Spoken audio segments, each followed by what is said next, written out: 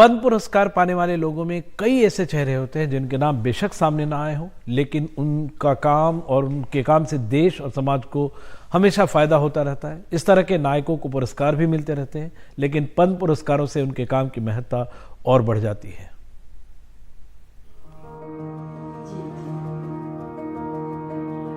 पद्मश्री से सम्मानित पार्वती बरुआ असम की नहीं, देश की नहीं, दुनिया की पहली महिला महावत हैं।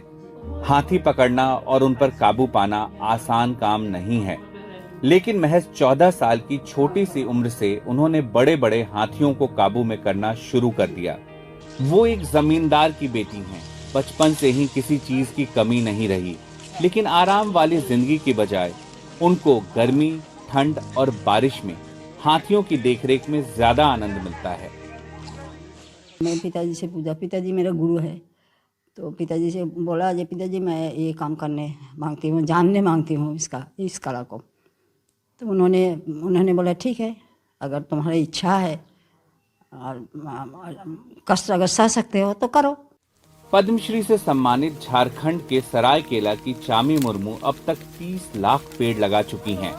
1996 में उन्होंने ये सिलसिला शुरू किया और उनके साथ तकरीबन 3000 महिलाओं ने इस सिलसिले को आगे बढ़ाया।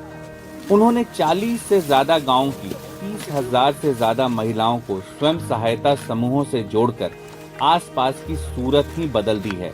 पेड़ काटने वाले माफिया के खिलाफ वो हमेशा डटी रही हैं। न जाने कितने पुरस्कार उनको अब तक मिल चुके हैं। केंद्र सरकार को धन्यवाद देना चाहूँगी कि आज इस लायक समझा, और इस धरती माता को भी मैं धन्यवाद देना चाहूँगी कि आज इस क्षेत्र में सेवा करने का मौका मिला। बहुत कुछ संघर्ष किया और आगे बढ़ने का एक जुनून था। 12 साल की उम्र से दुनिया को हरा भरा करने के काम में जुटे हैं पुरुलिया के दुखू माझी। तरह तरह की रुकावटों की वजह से वो पढ़ लिख नहीं सके, लेकिन पेड़ लगाने के काम में उन्होंने कोई बाधा नहीं आने दी। वो रोज साइकिल से निकलते हैं अपने अभियान पर। वो अब तक 5000 से ज्यादा बरगद, आम और ब्लैकबेरी के पेड़ लगा चुके हैं। खूब भालो लगছে। सम्मान मिलने से मैं बहुत खुश हूँ।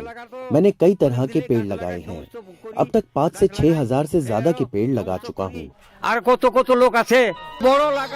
तकरीबन 25 साल पहले एक हादसे के बाद गुरविंदर सिंह खुद चल फिर नहीं सकते हैं, लेकिन दूसरों की सेवा के लिए हमेशा तैयार रहते हैं।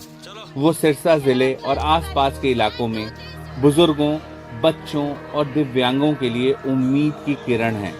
उनका आश्रम सैकड़ों असहायों को छत और भोजन देता है। उनके ट्रस्ट की मुफ्त एम्बुलेंस सेवा का फायदा हजारों लोग उठाते हैं।